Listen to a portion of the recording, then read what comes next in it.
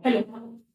ये control and coordination chapter का part 3 है। इससे पहले ही मैं आपको पार्ट 1 और पार्ट 2 पहले ही यूट्यूब पे अपलोड कर चुका हूँ। ये कंट्रोल एंड कोऑर्डिनेशन चैप्टर का पार्ट 3 है। यहाँ से हम स्टार्ट करेंगे फंक्शन ऑफ ह्यूमन ब्रेन। देखो फंक्शन ऑफ ह्यूमन ब्रेन क्या होते हैं। Major function of human brain are क्या होता है, तो मेरे पहला देखो, it coordinates activities of the body so that mechanism and hormonal reactions of the body work together. बेटा ये क्या कंट्रोल करता है, ये कंट्रोल करता है हार्मोनल और मैकेनिज्म, जो कंट्रोल्स होते हैं ब्रेन के द्वारा पूरी बॉडी के जो कंट्रोल्स होते हैं, हार्मोनल और मैकेनिज्म जो कंट्रोल्स होते हैं उसे ब्रेन कंट्रोल करता है। ये दोनों एक साथ ही काम करते हैं। आगे, it receives information carrying nerve impulses from all the sensory organ of the body। यानी बॉडी के जितने भी सेंसरी ऑर्गन्स हैं, जितने भी सेंसरी ऑर्गन्स हैं, उनसे क्रिएट होने वाले इंपल्सेस, इलेक्ट्रिक इंपल्सेस कौन रिसीव करता है? ब्रेन रिसीव करता है। किसके थ्रू आती है बेटा? ये थ्रू आती है स्पाइनल कॉर्ड से होती हुई ब्रेन के पास में इंपल्स जाते हैं। ब्रेन सारे इंपल्सेस को रिसीव करता है। आगे, it correlates the various stimulus from different sense organs and produces appropriate response. यानी जितने भी स्टिमुलस आएंगे, जितने डिफरेंट सेंस ऑर्गन्स हैं, जितने भी सेंस ऑर्गन्स से स्टिमुलस आएंगे, उनको ये क्या करेगा बेटा? रिस्पॉन्स करेगा। क्या करेगा ये? रिस्पॉन्स करेगा, उनका आंसर देगा ये। आगे, it respond to the impulses brought in by a sensory organs, brought by a sensory organ by sending it all instruction to the muscles and glands causing their function accordingly। यानी कि जो भी impulses आई है उस brain तक, brain अपने according उस muscles या ग्लैंड्स को सिग्नल देगा और वो काम करवाएगा जो वो चाहता है। वो डिसीजन कौन लेता है? पूरी बॉडी के जो एक्शन है उन सारे डिसीजन जो लेता है बेटा मेनली ब्रेन ही लेता है। यानी हमारे पूरे शरीर में होने वाले सारे इंस्ट्रक्शंस या सारे सिग्नल्स, सारी गतिविधियां, सारी एक्टिविटीज हम किसके थ्रू कर पाते हैं? ब्रेन के थ्रू कर पाते हैं। ब्रेन सोचता है, एनालाइज करता है कि हमें क्या करना है।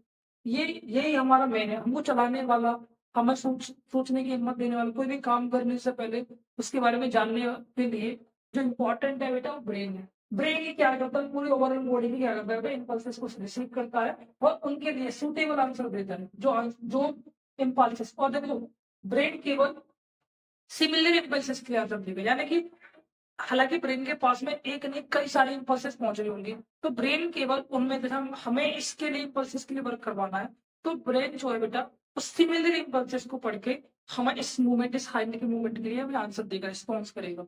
आगे आगे देखिए बेटा, it stores information so that the behavior of human beings can be modified according to the past experience।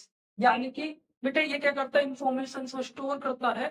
यानी किसी मनुष्य का बिहेवियर बचा सकते हैं उसके पास्ट एक्सपीरियंस, उसके पास्ट को देखकर हम पता लगा सकते हैं इसका बिहेवियर इस तरह से रहा, क्योंकि जो ब्रेन के पास में इंफॉर्मेशन है उसकी पास्ट की, यानी उसका बिहेवियर पहले से हमेशा ऐसा रहा हो, तो ब्रेन उस इंफॉर्मेशन को क्या कर लेता है बेटा? उसे स्टोर कर लेता है और उसका बिहेवियर हम पास्ट एक्सपीरियंसेस करके उसका बिहेवियर को पता लगा सकते हैं।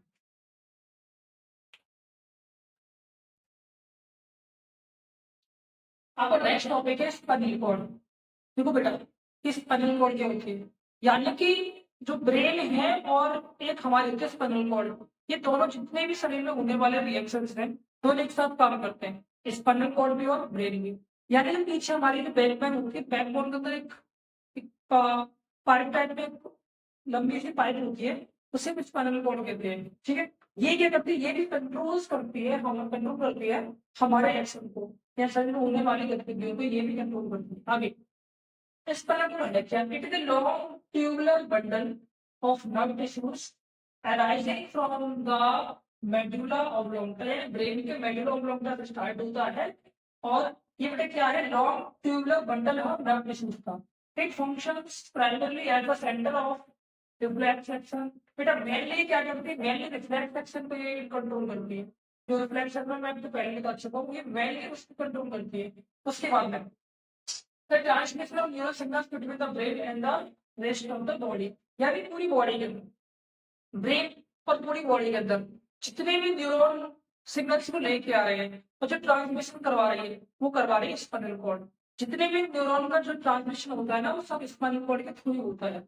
आगे protection of the human brain and spinal cord, भाई ये टॉपिक बहुत अच्छा है। इसमें देखो प्रोटेक्शन क्या है, ह्यूमन ब्रेन का प्रोटेक्शन एंड स्पाइनल कॉर्ड का प्रोटेक्शन। देखो brain is a very delicate organ, बहुत इंपॉर्टेंट ऑर्गन है ब्रेन। अगर ब्रेन कहीं पे डैमेज होता है तो इंसान की पूरी मेमोरी लॉस हो जाएगी और इंसान कुछ भी करने के लायक कुछ भी नहीं कर पाएगा, कुछ थिंक नहीं कर पाएगा, है ना। आगे the body is designed in such a way that brain sits inside a bony box, यानी कि बेटा जो ब्रेन होता है ना वो हमारा जो शरीर है इस तरह का डिजाइन किया गया है।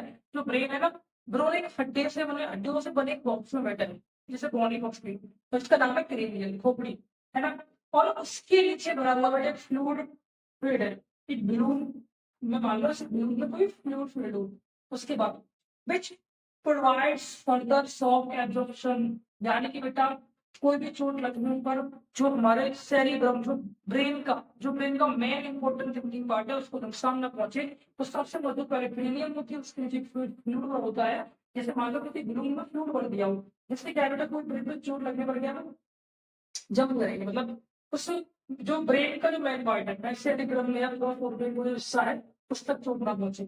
आगे similarly hard bumpy structure called vertebral column या फिर बैकबोन, सेम ऐसे ही बेटा आपके स्पाइनल कॉर्ड को प्रोटेक्ट करने के लिए हमारे पास रीढ़ की हड्डी होती है, उसी के अंदर और रीढ़ की हड्डी होती है बेटा कैसी होती है ठोस रूप में सॉलिड होती है, वो उसी के अंदर बेटा आपकी क्या होती है स्पाइनल कॉर्ड होती है। आगे mechanism of nerve transmission action, क्या मैकेनिज्म है नर्व ट्रांसमिशन कैसे एक्शन करता है। First nerve transmission receive information from the body parts and send it to the brain, and nerve tissue दो बेटा पहले रिसीव करते हैं इंफॉर्मेशन को बॉडी पार्ट पे एंड आप लोग ब्रेन तक पहुंचा देते हैं। आगे brain processes information and make decisions based on the particular information, जो इंफॉर्मेशन ब्रेन तक पहुंची है ब्रेन उस पर क्या डिसीजन लेगा, रिस्पॉन्स करेगा।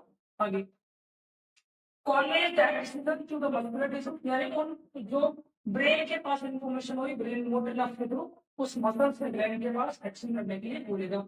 आगे स्पेशल प्रोटीन मसल चेंज बहुत their state and arrangement in cell response to nerves impulses, यानी जो नर्व इंपल्सेस के रिस्पॉन्स में जो हमारे मसल सिस्टम है वो क्या अपना सेम वैसा चेंज करेंगे, ये हमारा हाइट या कोई भी चीज हमारी मूव करना स्टार्ट कर देंगे।